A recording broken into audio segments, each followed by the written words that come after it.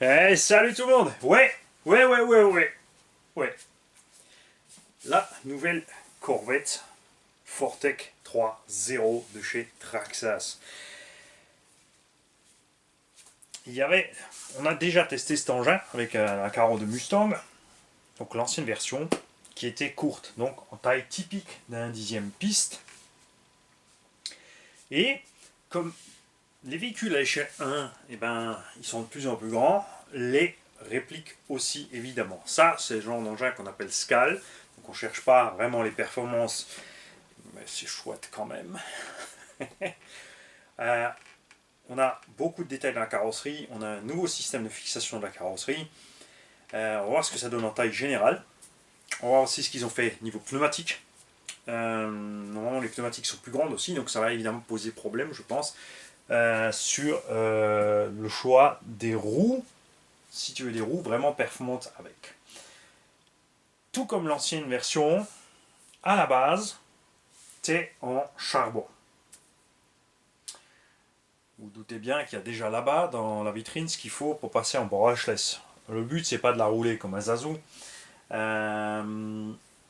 mais le charbon, c'est un peu lent quand même. C'est bien pour se faire la main. C'est pour ceux qui aiment bien voir évoluer l'engin et pas faire du mal à l'engin. Je comprends tout à fait. Moi, j'ai près d'ici le circuit du SAMS 68. Alors, avec les GT1 8, avec les performances actuelles des machines, c'est devenu petit. On a dit c'est sympa, mais du coup, là, on est un peu plus grand qu'une indice de base.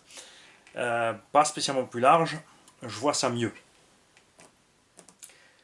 Parce que je pense que c'est une taille qui pourrait vraiment correspondre à ces circuits ancienne génération qui sont un peu petits. Enfin, après, on n'a pas vraiment le choix aussi. C'est déjà génial qu'on puisse avoir un circuit, le terrain et tout ça.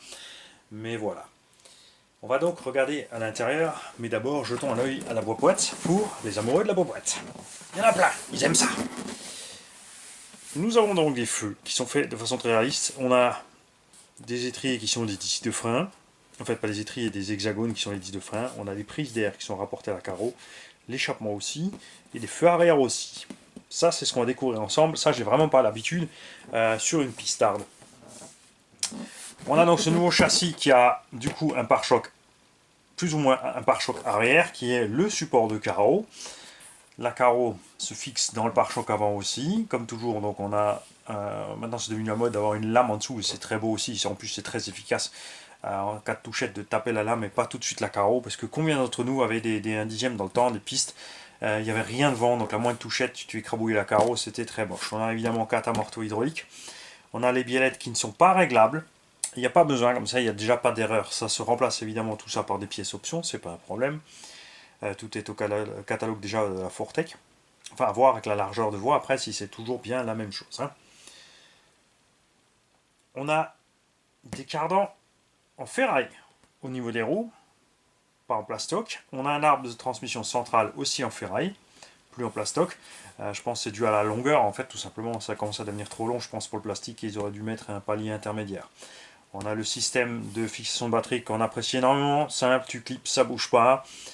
Tu peux régler en hauteur ici en dévissant en mettant une cale en dessous. Ils ont sûrement fait une option pour changer le système si tu veux différentes hauteurs. Le variateur, normalement, il prend 2S. Donc, à mon avis, ils n'ont pas prévu ça pour plus que 2S. Pour ceux qui voudraient mettre un brushless avec du 3, il faudra faire un petit truc maison, ou comme dit, peut-être l'option sortira. À voir si c'est peut-être tout simplement le réglet du slash. Hein. Je ne sais pas, on va voir ça. Enfin, non, le slash, il avait un petit truc un peu différent. On va voir ça. Le châssis qui est donc beaucoup plus long, on le voit ici. Normalement là c'était contre, et là c'est ouvert. On a un sauve-cerveau qui est monté ici, qui apparemment est réglable. Alors ça c'est nouveau chez Traxxas. Sur une petite piste à 1 dixième comme ça, on a mis un sauve-cerveau réglable. Tiens. Ici ils nous écrivent encore là. Alors ça c'est intéressant. Le différentiel avant et arrière serait à glissement limité. Tu vois rien, ça brille. Dis donc quelque chose quand ça brille. Je peux pas t'aider plus moi. Attends, je vais tourner un peu le truc de la caméra. Ouais. Ben oui, c'est de l'authentique ici, c'est de l'authentique. C'est écrit là qu'on a des différentiels à glissement limités. Ce qui expliquerait le prix, parce que le prix picote un peu quand même. Après, c'est normal, il y a la licence de la Caro à payer. Si elle est vraiment aussi détaillée que ce qu'ils prétendent là, voilà, c'est plus de la maquette fonctionnelle. Donc je dirais comme le UDR ou autre. Quoi encore? Donc les roues, effectivement, c'est un peu plus grande. Bon, l'électronique toujours waterproof. La géométrie de suspension, ils te disent qu'elle est super efficace, c'est vrai. Sur la Fortec, on n'a rien réglé. En fait, on a pris comme elle était, on a roulé et on était parti. Et j'ai. C'est qui ce côté, je te le dis pas. Tu vas le voir quand je vais ouvrir. Hein, on va ouvrir la boîte.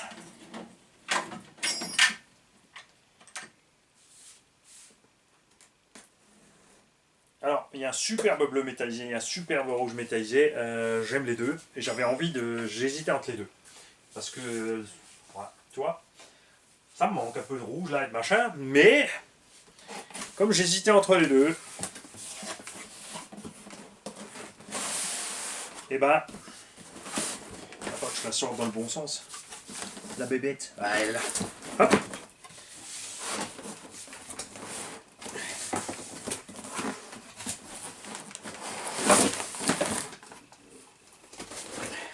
Ah, tu vois, voilà, je la monte pas encore. Je la monte pas encore. La radio, comme toujours, emballée à l'autre extrémité du carton. C'est la TQ, puisque ce sont les versions charbon. Seules les versions brushless auront les TQI, s'ils les sortent en brushless. Hein. La Fortec normale l'avait sorti en brushless. On avait les TQI. Les TQ, on va en parler un petit peu, parce que tu peux pas mettre le module Bluetooth ni rien. Moi, ça me va très bien, une radio pour rouler, c'est tant mieux. Il n'y a qu'un bouton ici, c'est le trim de direction. Mais avec, là aussi, tu n'as qu'un seul bouton, ça paraît un peu minimaliste, mais tu as quand même quelques fonctions réglables, il faut juste bien lire la notice, notamment pour l'inversion de la direction ou des gaz. Il y a une manip à faire très simple, tu mets en route, tu tournes à fond, ça clignote, clac, c'est inversé. Ensuite tu rallumes ta bagnole et c'est bien inversé. C'est relativement simple à faire, il faut juste, comme dit, faire ce qui est écrit exactement dans le descriptif. Au début, beaucoup ont galéré avec ces radios parce que quand ils installaient un cerveau plus balèze ou autre que Traxxas, ils n'arrivaient pas à inverser la chose, ou les gaz, tout simplement. Hein. Avec, on reçoit des cales de suspension, la petite clé en croix et les petites clés Allen pour les interventions de base. Je vous conseille, comme toujours, de vous choper un petit set de tournevis. Comme ceci par exemple. Tu vois, moi j'ai pris... il me manque encore les argentés, hein, j'attends les argentés, et tant qu'ils arrivent, comme ça je peux me faire tu vois, un tournevis de chaque couleur dans chaque feuille. Tu vois, comme ça, ils ne sont pas tous rouges. Je cherche pas mon tournevis dans la boîte. Ouais, c'est un exagérateur le manie, je sais. Non, mais n'hésite pas. Achète ce genre de tournevis, c'est disponible dans la plupart des boutiques qui vendent ces machines. Il y a évidemment tout le set d'outils Traxxas, hein, pour les amoureux du tout Traxxas. Il y a aussi les amoureux du tout Tamiya, du tout Kyosho. Je les comprends, ils veulent que ce qui va dessus avec tous les machins. Petit clin d'œil toujours à KRC, évidemment, qui a l'atelier exemplaire Traxxas. J'aime bien aussi, faut pas croire. C'est juste que je fais le choix de partir sur plus de marques, donc le budget est parti un peu en vrille. Dans plein de sens, tu vois, au lieu de tout. Tu vois, hein. On a un pignon avec pour aller plus vite. En général, ce pignon n'est pas prévu pour un roulage permanent. Surtout que le moteur à charbon, plus tu mets un pignon plus gros, plus il va partir doucement. Il va avoir du mal à accélérer, il va forcer. Et à un moment, tu mettras un pignon tellement gros que le moteur à charbon, surtout le moteur brushless, ça lui arrive aussi, mais il faut forcer. Hein. Le moteur à charbon n'arrivera pas à aller à sa Vmax. Évidemment, tu as la pub pour optionner avec la TQI qui, elle, donc, a le module Bluetooth et le Link et tout ce qui va avec. Nous avons la seule chose qui m'intéresse moi,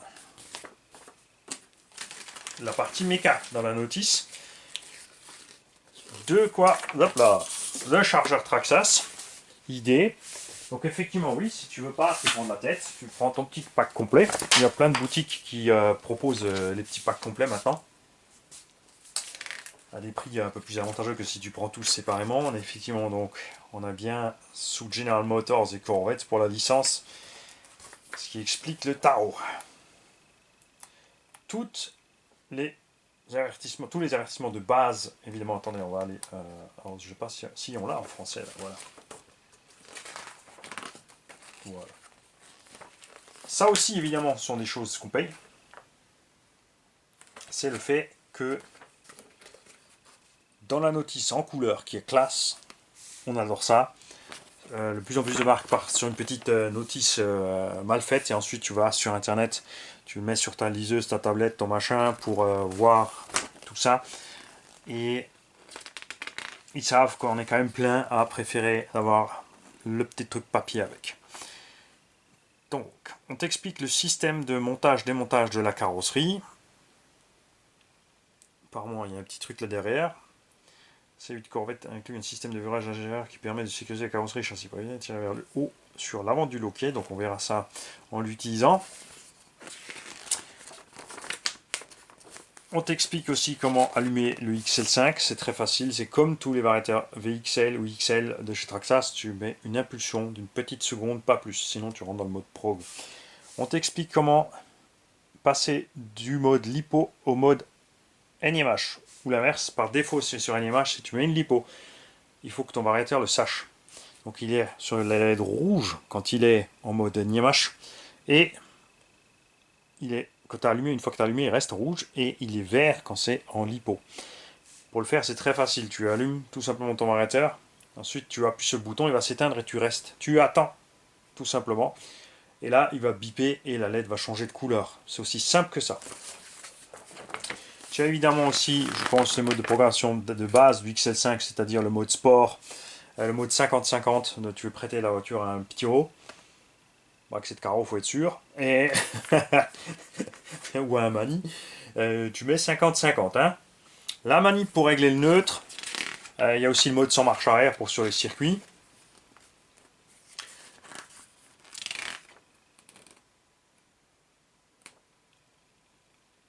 Et voilà, on est en train de passer à l'italien, donc ça, je sais pas encore l'italien, je sais pas encore. Ça va peut-être venir. J'hésite sur la prochaine langue, j'ai fait déjà français, allemand, anglais. À un moment, je me suis dit que je pourrais faire une langue hispanique, puisque les hispaniques sont très nombreux aussi.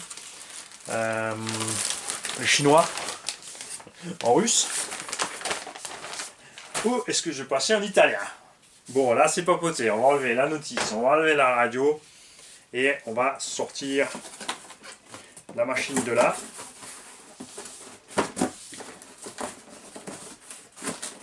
On va zigouiller ça par en bas. Ouais, je sais, d'habitude je les récupère, mais là, bonsaï. Et en plus, c'est sympa, regarde, waouh, tu peux plier ça comme ça et ça te fait un truc, tu peux décharger la voiture. Mais là, j'ai encore le reste des rails. Bougez pas, on va les enlever. Ah mince, et en plus, le bourrin, voilà. Bravo, Mani. Ils ont mis des rails réutilisables. Le détail qui tue. Le détail qui tue, bouge pas, je vais aussi te mettre évidemment le petit stand qui va bien. Voilà. On va te poser la voiture dessus. Et j'ai l'édition spéciale Silver.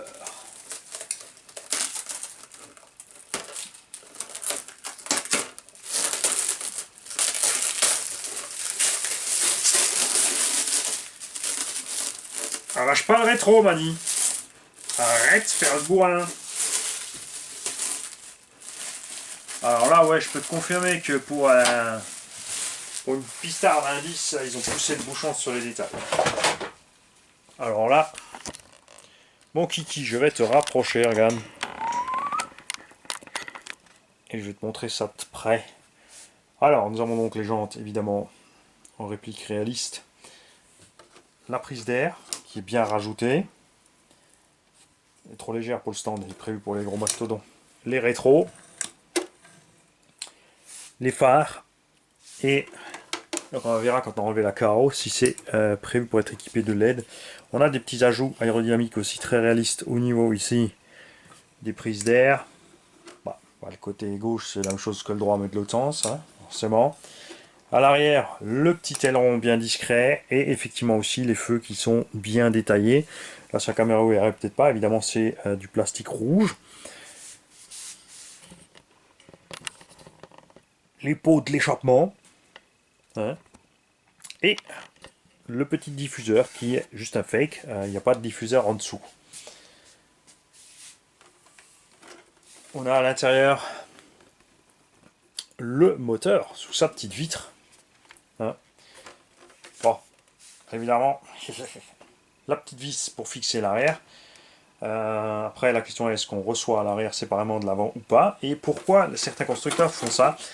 Parce que au niveau du moulage, si tu as trop ce qu'on appelle de négatif en moulage, tu ne peux plus sortir la forme de ton moule, puisqu'elle est clampée dessus, devant derrière, donc il faut des parties démontables.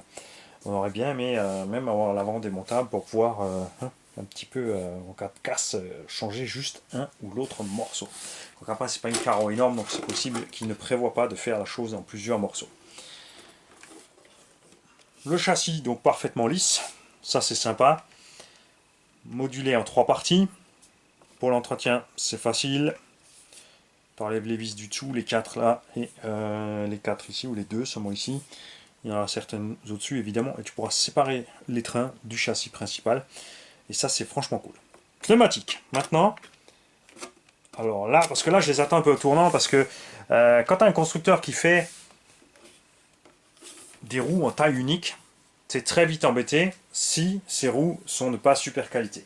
C'est un peu ce qui chiffonne beaucoup sur la X01, c'est un peu ce qui chiffonne beaucoup sur Arma Infraction et compagnie, même s'ils ont fait plusieurs gommes, ça reste pas génial comme pneumatique. Et c'est dommage. Et là, moi, j'ai déjà pointé et je te donne pas le résultat parce que je veux dire le suspense, tout simplement. Déjà, on va te remettre au loin. Tiens. Ouais. Ah oui, c'est une grosse production, on a des mix d'effets spéciaux, on a du travelling et tout. Hein. Les pneus ont l'air comme ça, à froid là, et ben d'excellente qualité. On a une gomme bien moelleuse, et alors soit ils ont mis vraiment de la gomme très épaisse, soit une mousse à l'intérieur vraiment satisfaisante. Je dois dire que là, je suis en confiance. Parce que souvent, beaucoup d'entre nous ont été déçus par les pneus d'origine des constructeurs. Et là, franchement, je dois dire que ça n'a rien à voir avec les pneus des versions précédentes. Le système de verrage, la carreau est là derrière, en dessous, regarde. Devant, c'est là-dessous. Alors, je pense pas que ça t'arrive de coincer de la caisse là-dedans pour qu'on puisse plus l'ouvrir. Regarde un peu tout ce qu'il y a dans cette carreau. Tu as évidemment, donc comme je l'ai dit, des sockets pour les LED. Juste une LED avant gauche, une LED avant droite. Par contre, à l'arrière, mon gars, ils t'ont prévu un système d'éclairage. Je pense qu'ils vont te mettre une, deux, trois. Il y a 7 LED par côté, donc on aura droit à... Ça, c'est un peu bizarre que devant on en ait que 2. Du coup, parce que à l'arrière, il y a de quoi mettre des clignotants, des feux stop, tout l'arsenal en fait de l'arrière. Alors que devant, on aura que les 2 LED principales. Bon, c'est pas très grave. Les rétros sont bien fixés. Ça, ils ont mis carrément un petit rebord avec. La plaque moteur, carrément, là, c'est carrément mouse. Franchement, j'aime bien la dimension de ce truc. Châssis, donc, dans la plus pure habitude Traxxas. On a évidemment des roulements à billes partout. Les diffs. Alors, l'arrière semble plus soft que l'avant. Bon, je pense que quand on aura tourné quelques fois, ça sera équivalent. Je suis curieux de voir ce qu'ils appellent un glissement limité là-dedans. L'arbre de transmission qui est vraiment méga long, donc pour du indice. Le sauve-cerveau directement sur le cerveau. Faites gaffe, serrez pas fort, trop fort. Vaut mieux manquer un peu de direction que d'avoir trop et de casser la direction. Boîtier réception. plus ou moins étanche. La petite notice ici, là-dessus, tu la lis.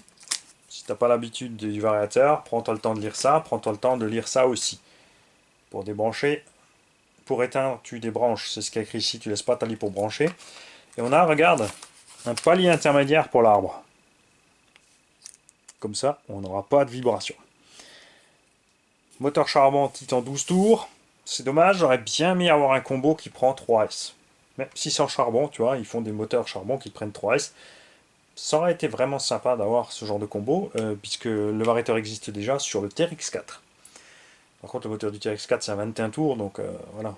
Même en 3S, il ira toujours plus lentement que celui-là en 2. On a pris de l'embonpoint, évidemment. C'est le moteur qu'ils utilisent aussi dans le Slash.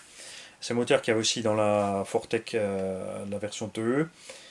Comme on est plus lourd, évidemment, on perd des performances. On a quand même la longueur en plus, la fixation avant-arrière en plus qui est plus massive, des roues plus grandes, plus massives. On a une évolution aussi au niveau des chapes avant, là. Ici, ou les porte-moyeux. Ça, c'est le moyeu, ça, c'est le porte-moyeux. On a des butées physiques dessus. Pour pas aller trop loin avec la direction. Comme dit, toutes les biellettes sont à pas fixe. C'est pas plus mal parce que ça évite des surprises. Et on a quand même beaucoup d'évolutions. Moi, je me souviens qu'on pouvait changer ici la position. Ah ben là aussi, si ça y est toujours. Tu peux passer tes biellettes là en bas. Enfin, on verra ça dans la notice. Ça fait tellement longtemps que je l'avais là, la 2.0, que je ne sais plus. On a de quoi mettre, ils y sont pas, mais des BTR dans les triangles de suspension ici, pour limiter le débattement et donc diminuer la garde au sol. Mais ça, je ne ferai pas, personnellement, je pense pas. On a une hauteur sympa pour le parking là quand même. Hein. Et une suspension, quand la batterie sera dedans, à mon avis, ce sera pas mal, tu vois. Elle chute un petit peu là. Et, comme toujours, ferme à l'arrière et méga souple à l'avant. Je n'arrive pas à comprendre. Tous les compétiteurs font exactement l'inverse en piste et pourtant les constructeurs continuent à faire de l'autre sens. Mais on est bien. Franchement, on est bien. On est beaucoup mieux que ce qu'était la 2.0. Alors l'arrière, je dis c'est peut-être un peu raide, mais avec la batterie dedans, il est très probable que ça suffise. Le bac à batterie, ils n'ont pas économisé, ils auraient pu laisser la longueur de base, ils ont quand même mis toute la longueur. Hein. Regarde ça, tu peux mettre une batterie de fou en fait. Hein. Vraiment, il y a de quoi rentrer une 2S 10000 là-dedans. Tu as un côté en 23 mm, un en 26.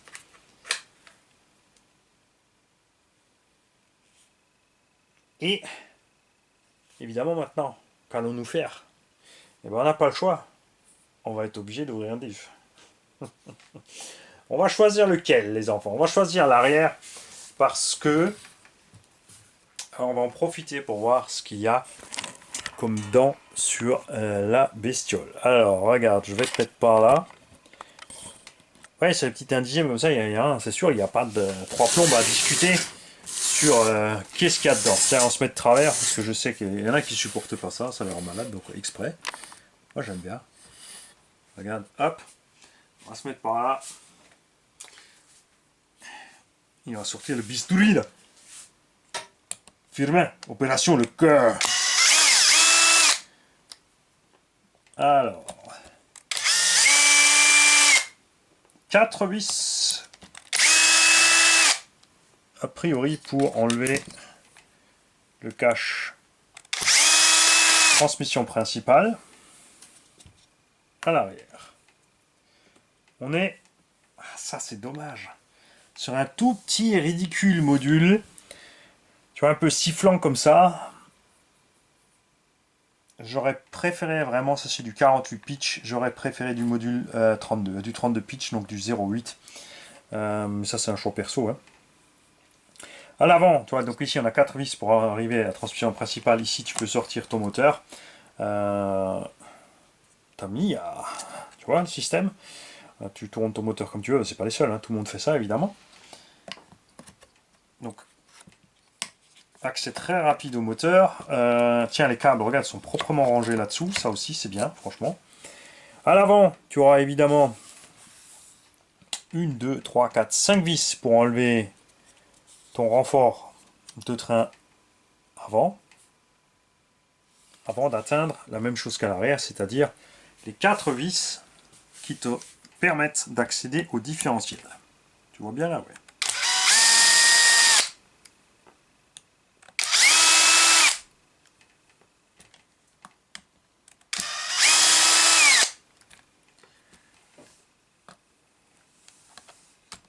Tu fais attention de bien être dans les têtes de vis. Hop. Et hop, tu arrives au diff. Tu fais gaffe aux cardans. Donc on a les petits cardans en métal. Sympa. Bon, les noix sont quand même en plastoc. Côté diff, mais pas côté roue. Côté roue, on est bien en ferraille. On dit tout est sur roulement bille. Bon, c'est pas plus mal, hein, parce que regarde, elles sont quand même bien balèzes. On a, attention aussi, regarde. Donc, un joint torique au fond, pour empêcher que le cardan se balade de trop. Est-ce qu'on a ça aussi dans les roues? J'ai failli mettre un coup dans le pif. Non, côté roue, il n'y a rien. Tout ça, évidemment, est bien graissé. On a des couronnes et des pignons d'attaque d'une taille franchement sympa, en ferraille. Donc c'est de l'acier pressé à froid. On a, comme souvent chez Traxxas, 2 roulements de taille différentes. Pourquoi? Eh bien, le couple conique va toujours s'écarter, ce qui fait que si ton pignon d'attaque est là, tu vas toujours pousser le diff par là, à cause de l'effort mécanique. On a donc un roulement plus grand ici, et c'est un 16 par 8 par 5. Ça, c'est un roulement standard de 1/8. Donc c'est assez sympa. Et de l'autre côté, évidemment, on a un roulement un peu plus petit, parce que lui, il verra quasiment pas d'effort de poussée latérale. Ça, c'est vraiment, vraiment sympa. Et on a aussi une tonne de graisse, parce que c'est très important de la graisse ici. La graisse ne durcit pas, elle ne peut pas casser une dent en acier. Je dirais même pas une dent en plastique. Hein. Alors, malheureusement, on va devoir enlever un petit peu la graisse, parce que je vais maintenir ça pour vous montrer ce qu'il y a là-dedans. Alors, l'autre truc chouette chez Traxxas, regarde, il l'a rapporté sur ce petit modèle. La noix est fixée avec un BTR. Résultat, tu peux la changer par l'extérieur. Tu n'es pas obligé, quand c'est usé ou cassé, de démonter tout le diff, de laisser sortir toute l'huile. Hop. Ce qui permet d'enlever le roulement. Alors, qui est bien... mal à lire ce qu'il y a écrit dessus. Niveau qualité aussi, les roulements Traxxas sont fait un bond en avant. Tu débloques tes 4 vis ici, tranquillement, doucement. C'est bien aussi qu'on atteigne le diff, parce qu'on va vous montrer aussi une... On voit évidemment la vidéo d'une petite panne sur un Traxxas, en me demandant ce que c'est avant de démonter, pour gagner du temps. On va en causer tout à l'heure. Voilà, tu le tiens debout, évidemment, parce qu'il y a la graisse à l'intérieur. Il y a toujours un joint chez Traxxas qui est bloqué ici en cartière. Tu vois, il y a une forme spéciale, il y a des petites dents ici, tu peux pas te tromper. Et même le pignon lui-même, enfin la couronne principale, va à un endroit précis sur le diff. Le pignon d'attaque, tu vois, là derrière, il a un joint torique. Et c'est enclenché là-dedans. Et quand ce joint se bouffe, ou quand ça a été mal monté, tu as un jeu ici transversal. Ça, quand tu as ce problème-là, il faut intervenir, il faut ouvrir. Maintenant, par contre, je ne vois absolument pas quoi. Qu'est-ce qui est là-dedans à glissement limité?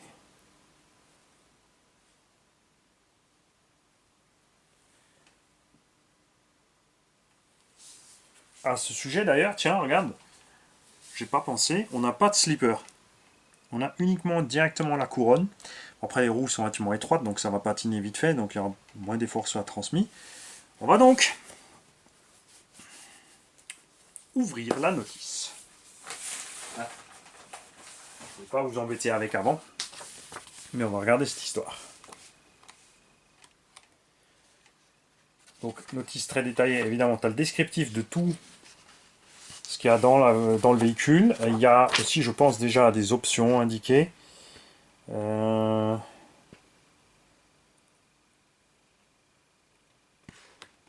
Soit elles sont noyées dans la liste de pièces, soit elles sont surlignées. Tu prendras le temps de la lire. On a ici le détail du diff. Et c'est le diff habituel du Traxxas Slash. Joint torique, rondelle en téflon. Et le pignon. Et de ce côté, il n'y a que le joint torique. Vous ne faites pas voir quand vous remontez. Tiens.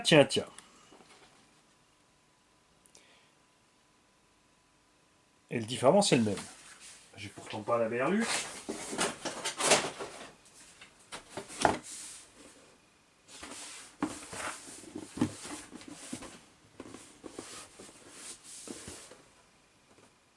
On va revérifier.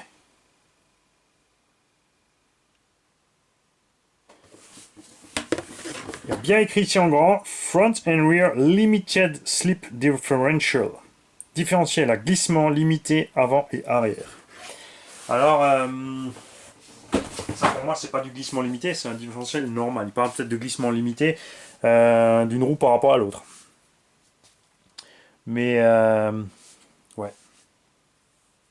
C'est un titre pompeux pour rien. Parce que ça, ce sont les diffs qu'on a dans le slash depuis une décennie. C'est marrant. Alors, on va laisser, pour l'instant, les huiles d'origine. On va pas trifouiller.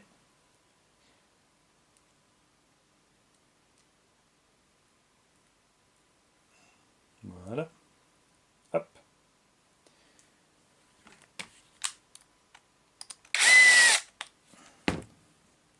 Tu serres jamais tes 4 vis une après l'autre. Tu mets les 4 en place.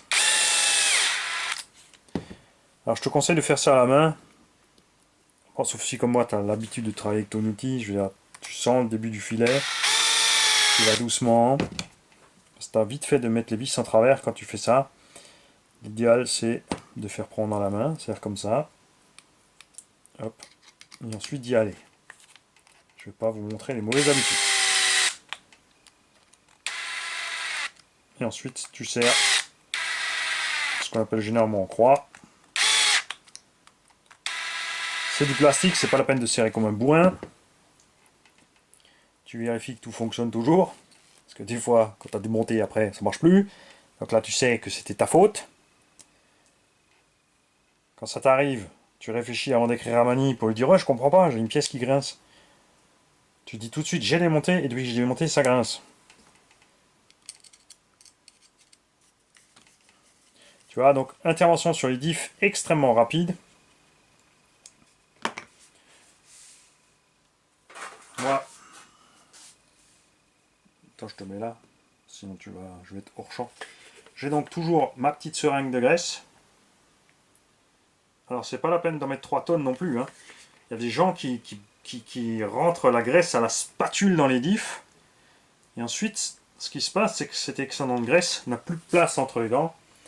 Il n'y a pas assez de place dans le carter pour qu'il puisse se répandre. Tu te retrouves avec des bruits de sifflement et des choses mécaniques qui coincent. Hein. Tu fais gaffe que tes joints toriques ne soient pas barrés. Très important. Je suis curieux de savoir aussi s'ils vont nous faire des options de noix en ferraille. Très important aussi, il y a un détrompeur. Tu ne peux pas monter tes diffs à l'envers. Parce que ça, c'est arrivé à certains déjà, y compris moi, hein, ça nous est tous arrivé déjà. Quand tu veux faire vite fait sur certains engins, hop, tu démontes, tu remontes, et tu fais pas gaffe, et tu as mis ton diff du mauvais côté. Donc ce qui se passe, c'est qu'en l'air, le véhicule fonctionne bien, et dès que tu le poses par terre, c'est bloqué. Petit clin d'œil à Vince de Bash Brothers. Ah, c'est là que c'est un peu... ouais, faut se concentrer. Donc, tu vas arrêter de parler. Et tu vas te concentrer, mon petit Mani. Alors, on va mettre d'abord côté diff. Ensuite, la noix côté roue. On va basculer de l'autre côté. Et on va essayer de faire pareil. Non, il faut lever le diff, t'as pas le choix. Si. Si. Bon, si tu veux pas, évidemment, t'amuser à viser, là, comme moi, il suffit d'enlever un des deux tirants supérieurs. Voilà. Tu t'assures toujours que tout fonctionne une fois que tu as monté. Tu vois. Alors, ils disent peut-être que c'est glissement limité parce qu'ils ont mis de l'huile relativement épaisse. Dans ton tas de vis, si évidemment tu as des vis plus longues, tu fais gaffe, hein. Là c'est le cas. On a deux vis plus longues. Et une qui est tombée par là-bas, je crois. C'était ça le bruit avant. Il m'en manque une. Non, c'est bon.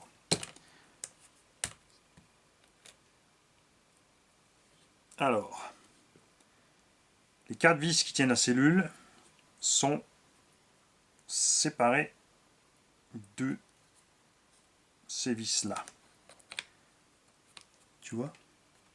Donc tu ne te fais pas avoir. Ce sont ces deux qui sont plus longues parce qu'elles maintiennent la cellule en sandwich avec le châssis.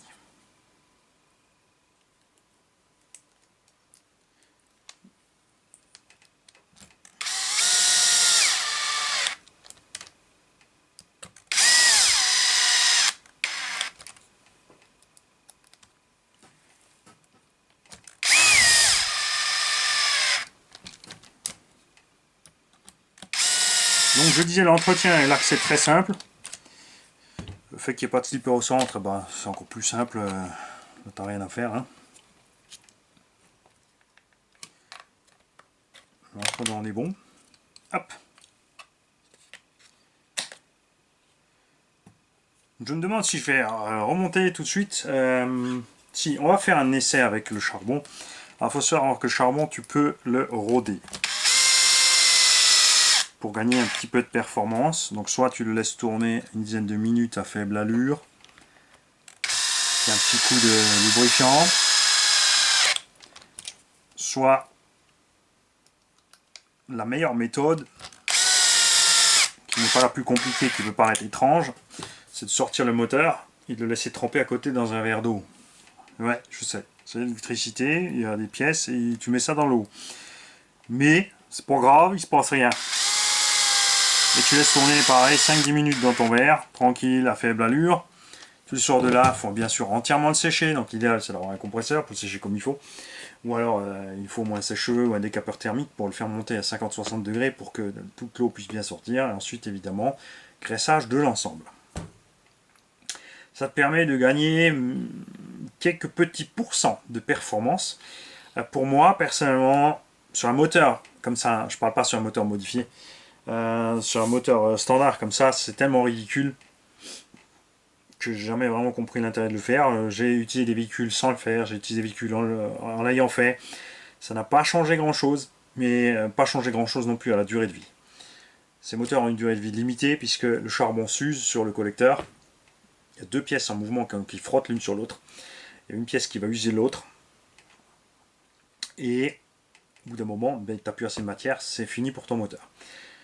Ceux-là sont sertis, il y en a qui sont démontables, il y en a où tu peux changer les charbons, etc. Là c'est du serti, donc tu rachètes un moteur si tu veux rester sur du charbon.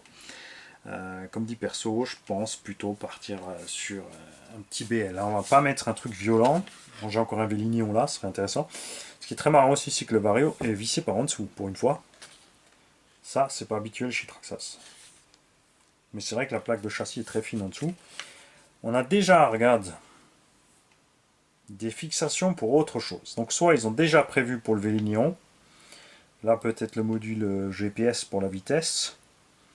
Parce que le Véli ne se monte pas de ce sens-là. Donc ça, c'est eux qui verront. Il n'y a pas de barre stable livrée avec. Mais on a des petits trous là. Et on a, regarde, on a ici de quoi mettre des barres stables. Donc il doit y avoir un kit de barres stables option. Clairement. Et oui, voilà, regarde, si on a retrouvé la position. Donc ta biellette ici qui est là-haut, tu peux la monter là en bas. Ce qui te permettra de régler un petit peu aussi, parce que non, c'est pas prévu, ça bouge pas, mais tu vois, tu as quand même un minimum de jeu dans le plastique qui te permettrait en fait de régler un tout petit peu de façon minime tes angles de train arrière, parce que c'est pas prévu niveau dical, niveau rien, c'est pas un engin de compète. Il n'y a pas 36 000 réglages, et franchement, il n'y en aura pas besoin.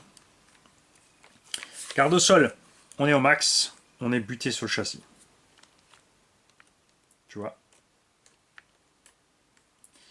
Mais regarde, au niveau des précontraintes de ressort, on n'utilise pas tout. T'as vu ça? Donc si tu veux monter, tu peux encore monter un petit peu. C'est ce qu'on va faire. On va chercher la garde au sol max pour le parking. J'ai pas envie de la massacrer. Donc devant, on est relativement limité. Donc ceux comme moi qui veulent rouler rallye, ils couperont là pour avoir une garde au sol maxi. Et faut que j'essaie un truc. Pierre-Yves, où est-ce qu'il est? Je sais, c'est écrit sur le carton et tout, mais ça m'intéresse pas. Ah ouais, on a 295 mm. Ça va peut-être être juste.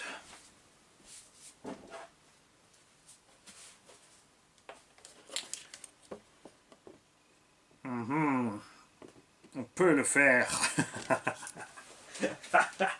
Avec une carreau renforcée dessus, on découpera là où il faut, ça va.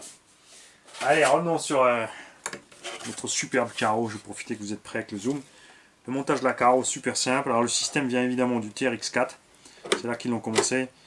Et je peux vous dire que c'est super efficace. J'y croyais pas. Hein. Sur le TRX4, je me suis dit, mais mon gars, cette carreau, elle va valdinguer.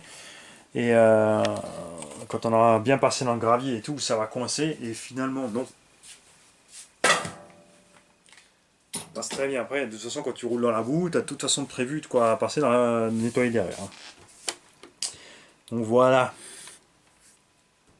J'aime le bleu et le rouge, mais tout le monde n'aura pas la grise. Ha! Ouais, c'est ça qui est sympa quand même.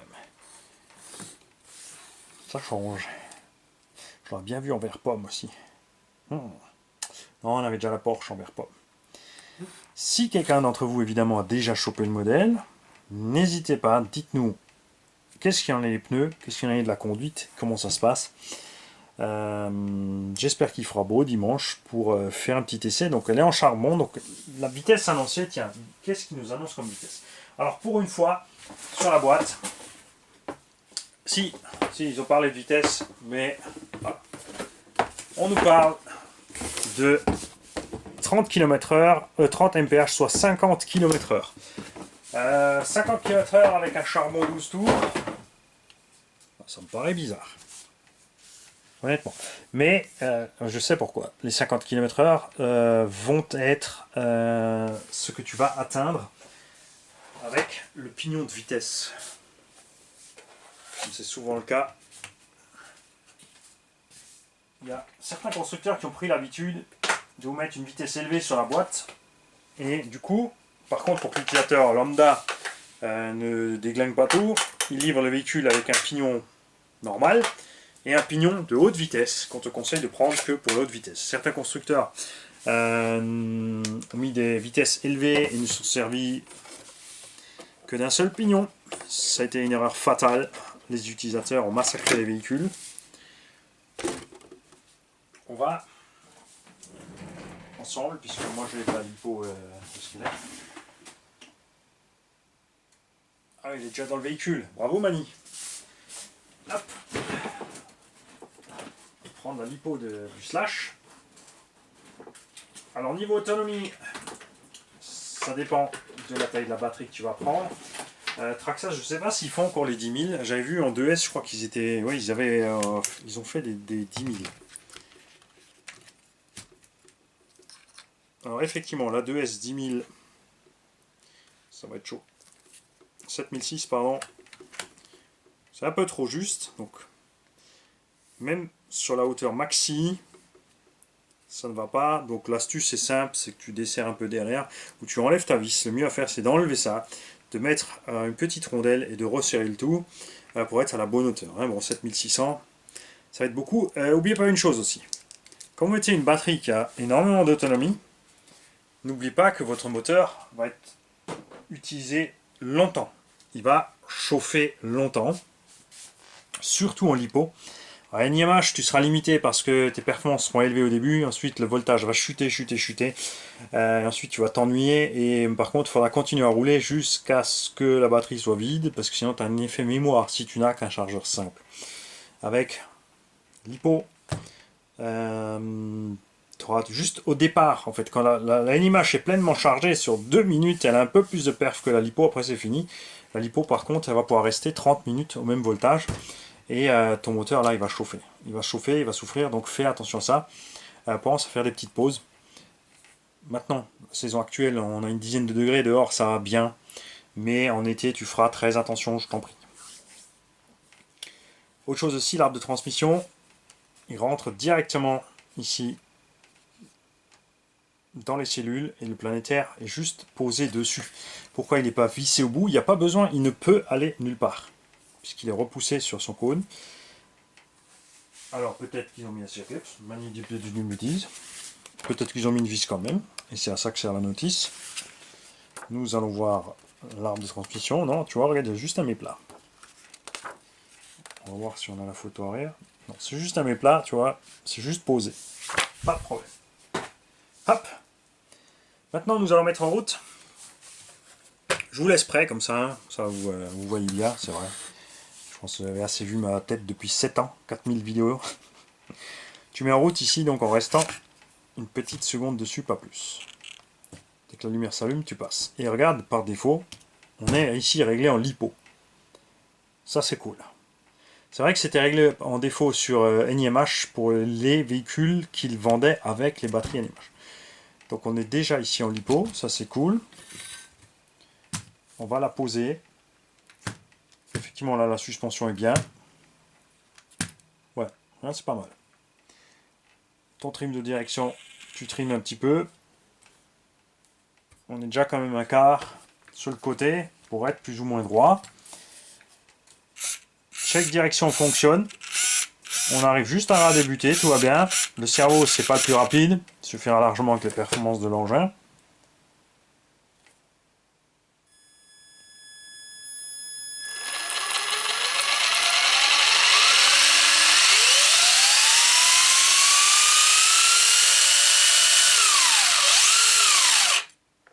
Le frein, très doux, c'est du charbon. Donc le frein, il aura toujours du mal.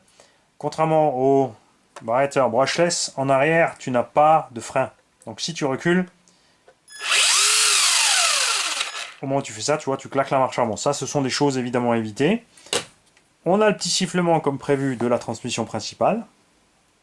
Donc Mani va se pencher sur deux choses. D'abord un brushless, et ensuite trouver une couronne ici et un module un peu plus grand pour enlever ce sifflement. Ça, c'est le genre de véhicule, par exemple, où une transmission silencieuse et un OBA à l'intérieur de série ferait, je pense, vraiment fureur. Hein? Qu'est-ce que t'en dis? Là, tu vois aussi, j'ai fait des accès à fond, comme ça, à froid. Moteur pas rodé, c'est pas l'idéal. C'est ce que tu fais avec ta perceuse, donc pour le roder, tu peux te mettre quelque chose autour de la gâchette, là, pour rester comme ça. Tout simplement. Et tu peux balancer du lubrifiant dedans, pas en fonctionnement, pas quand il y a des étincelles. Non, il se passe rien, mais t'es jamais assez sûr, hein, ça peut partir en cacahuète. Donc tu mets une petite goutte ici d'huile sur les paliers. Bon, devant tu peux pas, donc le mieux c'est de démonter, mettre une petite goutte d'huile sur le palier. C'est un palier en bronze, regarde. Quand je te dis toujours que les moucherons sont terribles, t'as vu ça? Regarde. Je t'ai dit. Ils attendent chaque fois la vidéo pour se mettre... hein? Hé, pousse-toi RC Apache. Non, j'ai pas dit c'est un moucheron, c'est parce qu'il se met au milieu. C'est moi, c'est moi, c'est moi. Évidemment, c'est un clin d'œil pour se fendre la gueule. Donc, j'en étais où? Enlever le moucheron, ça c'est fait. Ouais, pour faire ton rodage moteur, comme dit, tu gagneras un petit peu en performance et peut-être même en autonomie, mais ouais. Alors, c'est pas parce que moi j'ai rien ressenti, je trouve que c'est inutile, que c'est le cas. Hein. Faites-le. Il y a plein de tutos pour les rodages moteur charbon sur net, donc il n'y a pas de souci, tu peux te faire ça. Moi, je préfère me prendre le temps de faire le rodage en roulant tranquille. De l'autre côté, c'est vrai que quand tu roules, tu finis toujours par ne plus rester tranquille. Hein, tu te sens obligé d'appuyer. On a aussi des roues plus larges à l'arrière qu'à l'avant. Petit détail que j'ai oublié de vous signaler tout à l'heure. Tu vois, on a des roues plus larges derrière que devant. ça change rien au look extérieur. Est-ce que ça change vraiment quelque chose au niveau de la tenue de route? On verra. C'est vrai que la Nitro 2 elle avait tendance un peu à glisser de l'arrière. C'est vraiment chouette ces gommes. Est-ce qu'ils pourraient faire des nouvelles gommes pour la X01 au passage? Ça serait génial.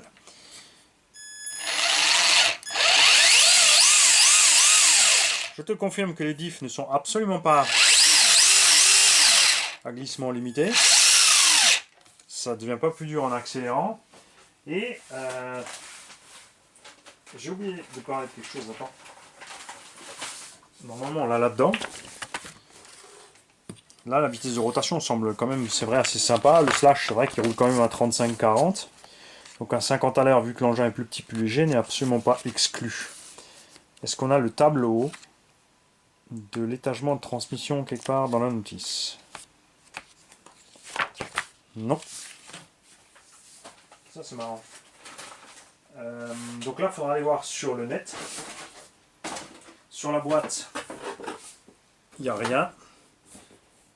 Parce que Traxxas a pour habitude de faire un petit tableau avec l'étagement des pignons, donc genre en vert, les pignons où le moteur sera à l'aise, orange là où ça va forcer, rouge là où c'est mauvais, ou juste pour les speedruns, avec des vitesses qu'ils ont testées à côté, et généralement qui sont assez exactes. Hein. Voilà. Donc moi j'ai plus qu'une chose à faire, c'est aller rouler. Qu'est-ce que vous en pensez? Ouais, elle doit les sortir les 50 ans. Ah voilà, ouais. Tu fais aussi attention toujours, moteur brushless ça chauffe, moteur à charbon ça chauffe plus. Ça devient vraiment vraiment très chaud. Là on est en lipo, donc la lipo ça va aller, mais quand tu roules NIMH chez charbon, les deux chauffent énormément. Hein. Tu feras gaffe à ça. Moi je vais faire mes petits calages, et puis ma foi après j'ai plus qu'une chose à faire, c'est le petit essai. Et non, ne vous en faites pas, je vais pas découper tout de suite le châssis pour me mettre plus haut, je vais juste mettre des cales en plus, parce qu'on est quand même très bas. Les gravions je pense... J'aime pas avoir une hauteur de châssis qui permet à un gravion de bloquer mon véhicule ou de lever l'arrière. En parlant de gravion, tout est fermé. Tu vois, à moins que tu prennes un gros gravier qui reste posé là et qui va te faire une trace dans ton arbre de transmission. C'est un arbre en ferraille, hein, il risque rien. Tu ne devrais pas avoir de soucis. Hein. Les jantes aussi, les bâtons arrière sont pas creux ni rien. Ça devrait être pas mal. Je vais peut-être quand même mettre brushless tout de suite. Tiens, allez. Je te remets la carreau. Je te refais un petit tour. Et je te laisse filer. C'est dimanche. Les mecs, normalement la vidéo sort à 8h le matin. Si on n'est pas trop long. Vous serez juste pile poil à temps. Si évidemment vous avez bien sûr anticipé et préparé votre matériel pour aller rouler hier soir déjà, comme moi. Pour pouvoir foutre le camp en direct après la vidéo pour aller rouler. Hein, c'est un peu comme les vidéos de sport, c'est motivation, tu vois. Je te montre une voiture RC, après tu dois aller rouler. Non, ceux qui ont des problèmes de constipation, je ne ferai pas une vidéo de Funtech.